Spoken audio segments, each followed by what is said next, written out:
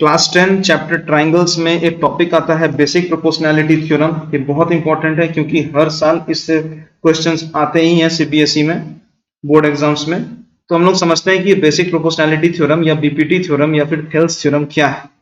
The statement theorem का ये कहता है कि if a line is drawn parallel to one side of a triangle intersecting the other two sides then it divides the two sides in the same ratio. इसका कहने का मतलब यह है कि एक ट्राइंगल दिया गया है एबीसी, जैसा फिगर में देख पा रहे हैं। इस ट्राइंगल एबीसी में जो मेरा बीसी जो लाइन है वो मेरा बेस है, और एक डीई एक लाइन है। This DE is parallel to the base, यानी कि जो डीई लाइन है ये मेरा बेस बीसी के साथ पैरेलल है। उसके बाद ये जो डीई लाइन है ये बाकी दो साइड जो ट्राइंगल के हैं, यानी कि ये एबी साइड और ये एसी साइड, इन दोनों साइड को ये इंटरसेक्ट करता है। लाइन डीई दोनों साइड को इंटरसेक्ट करता है eight the point D and at the point E respectively. ठीक है, तो अगर ऐसा होता है कि डीई पैरेलल है बेस बीसी के साथ और डीई इंटरसेक्ट करता है एबी और एसी को at the point D and at the point E, तो ऐसा होने से हम लोग कह सकते हैं by using the Thales theorem कि एडी बाई डीबी, यानी कि ये AD by DB is equal to AE by EC. ये हम लोग कह सकते हैं बाय थेल्स थ्योरम। इसका मतलब यह है क्योंकि जो लाइन डीई है वो दोनों साइड्स को इक्वल पार्ट में इंटरसेक्ट कर रहा है, इसीलिए the distance from A to D and D to B are in the same ratio as that of A to E and E to C. ठीक है, मतलब ए से लेके डी और डी से लेके बी जो रेशियो फॉर्म कर रहा है वही सेम रेशियो ए से लेके ई और ई से लेके सी वही सेम रेशियो फॉर्म करेगा। और इसको हम लोग आज प्रूफ करेंगे बेसिक प्रोपोर्शनैलिटी थ्योरम में। तो देखते हैं इसको कैसे प्रूफ किया जाता है bye using the basic proportionality theorem, और इसको समझने की कोशिश करते हैं। सबसे पहले इसको प्रूफ करने से पहले हम लोग क्या करेंगे, इसको ज्वाइन करेंगे, कंस्ट्रक्शन करेंगे। तो बी से लेके ई एक लाइन ज्वाइन कर दिया गया है ड्रॉ करके, और सी से लेके डी एक लाइन ड्रॉ किया गया है बाय ज्वाइनिंग कंस्ट्रक्शन। और दूसरी ओर from the point E a perpendicular is drop on the side A B, तो वो परपेंडिकुलर क्या है मेरा EF है। Similarly from the point D a perpendicular is drop to the side AC, and वो परपेंडिकुलर कौन सा है, DG, यानी कि EF is perpendicular to AB and DG is perpendicular to AC, जैसा हम लोग फिगर पे देख पा रहे हैं। इतने सारे कंस्ट्रक्शन करने के बाद हम लोग अपना प्रूफ स्टार्ट करते हैं कि इसको प्रूफ करेंगे। तो सबसे पहले इसको प्रूफ करने के लिए हम लोग लेते हैं एरिया।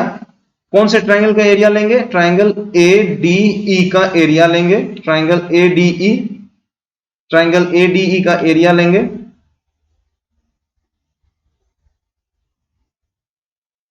और इसको डिवाइड कर देंगे, या अपॉन होगा ये वाला area of the triangle DEB।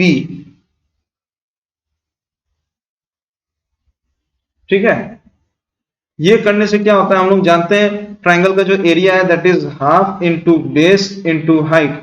Similarly half into base into height नीचे वाले ट्राइंगल के लिए। तो ऊपर वाला जो ट्राइंगल है ट्राइंगल ADE, इसका हाफ इंटू बेस कितना है, ट्राइंगल ADE का जो बेस है, बेस हमेशा वो होता है जहां पर परपेंडिकुलर यानी कि जो ऑल्टीट्यूड है वो आकर के ड्रॉप करता है या कनेक्ट होता है। तो इस ट्राइंगल ADE में हमारा जो परपेंडिकुलर है वो साइड AD को टच कर रहा है, तो AD हमारा बेस है, that is the base. AD is the base into height. Height is always the perpendicular that is drawn, वो हमारा हाइट होता है। So the height is EF divided by, similarly जो नीचे डिनोमिनेटर में जो ट्राइंगल था ट्राइंगल DEB, इसका जो मेरा half into base triangle DEB का जो बेस है that is DB itself into height. अब इस ट्राइंगल DEB का जो हाइट है वो EF ही इसका हाइट होगा। इसका रीजन ये है कि ट्राइंगल DEB जो है वो एक ऑब्ट्यूज्ड एंगल ट्राइंगल है, और हम लोग जानते हैं किसी भी ऑब्ट्यूज्ड एंगल ट्राइंगल का जो हाइट होता है वो हमेशा ट्राइंगल के बाहर में होता है। ये ऑब्ट्यूज्ड एंगल ट्राइंगल है, ये उसका हाइट बाहर में है। ठीक है, तो ये जो ऑब्ट्यूज्ड एंगल ट्राइंगल है इसका हाइट जो है वो EF होगा। तो इसको अगर लिख कर कैलकुलेट करते हैं तो मेरा क्या आ रहा है, AD बाई DB आ रहा है। सिमिलरली अब दूसरा ट्राइंगल लेते हैं, triangle area of the triangle ADE upon area of the triangle, यहां पे दूसरा ट्राइंगल ले लेते हैं, ट्राइंगल DEC ले लेते हैं, ट्राइंगल DEC। तो यहां पे area of the triangle ADE क्या है, half into base into height divided by half into base into height, दोनों ट्राइंगल का area, that is equal to ऊपर वाला ट्राइंगल ट्राइंगल ADE का जो मेरा बेस है, अब बेस हम AD नहीं लेकर के अब दूसरे साइड से हम लोग कैलकुलेट कर रहे हैं, तो अब इसका बेस लेंगे AE, यानी कि अब ये वाला बेस लेंगे क्योंकि अब कैलकुलेशन दूसरे साइड्स के लिए हो रहा है। तो इसका लिखेंगे हाफ इंटू बेस हो जाएगा इसका AE इंटू हाइट। अब अगर बेस AE है तो इसका हाइट क्या है, DG इसका हाइट है, क्योंकि ये उसका परपेंडिकुलर दिख रहा है मेरे को, तो यहाँ पे हम DG लिख दिए, डिवाइडेड बाई हाफ इंटू दूसरे वाले ट्राइंगल ट्राइंगल DEC का जो बेस है वो बेस क्या है, EC मेरा बेस है, EC इंटू हाइट, हाइट मेरा क्या है सेम ऑब्ट्यूज एंगल ट्राइंगल है तो इसका हाइट जो है ट्राइंगल के बाहर में होगा, दैट इज DG। अब इसको कैलकुलेट कर रहे हैं, कट कर रहे हैं, तो मेरे को मिल रहा है AE बाई EC, ठीक है, AE by EC।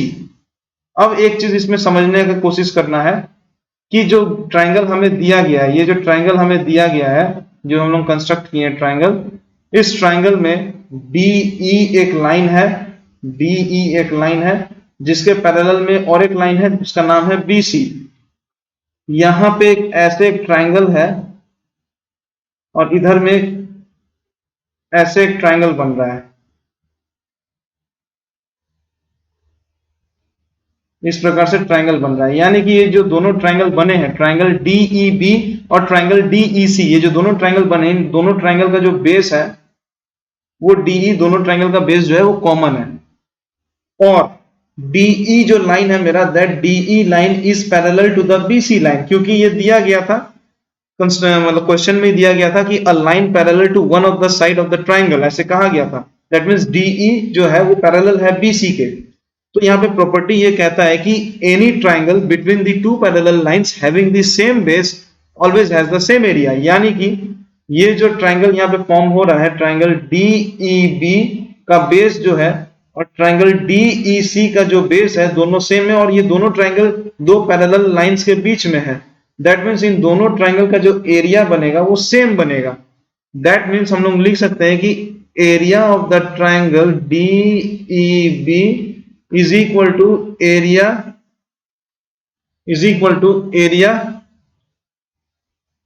of the triangle DEC हो गया। अगर हम इसका रेसिप्रोकल ले लें तो 1 by area of triangle DEB is equal to 1 by area of triangle DEC। अब न्यूमरेटर में हम लोग मल्टीप्लाई कर देते हैं area of the triangle ADE, तो दोनों तरफ यही चीज मल्टीप्लाई हो जाएगा, area of the triangle ADE।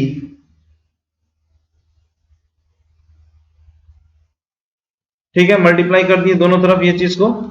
अब ये जो मेरे पास आ रहा है ये क्या आ रहा है, पहला वाला जो है that is area of the triangle ADE by area of the triangle DEB, तो वो मेरा ये वैल्यू हो जाता है AD बाई DB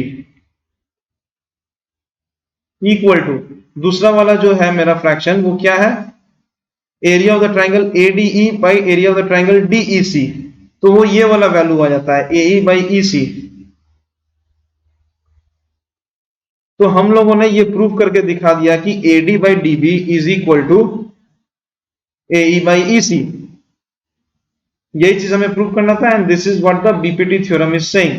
इसका सिग्निफिकेंस ये हुआ कि इस फिगर में A से लेके D और D से लेके B का जो लेंथ है उस लेंथ का जो रेशियो बन रहा है that ratio is same as A से लेके E और E से लेके C।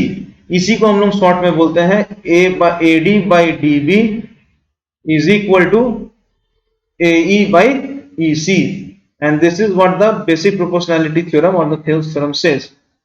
ये रहा प्रूफ। अब हम लोग इसके बारे में कुछ MCQs और कुछ क्वेश्चन सॉल्व करेंगे और समझने की कोशिश करेंगे what is this all about. इसका आप लोग स्क्रीनशॉट ले सकते हैं, समझ सकते हैं क्या है, कैसे हो रहा है।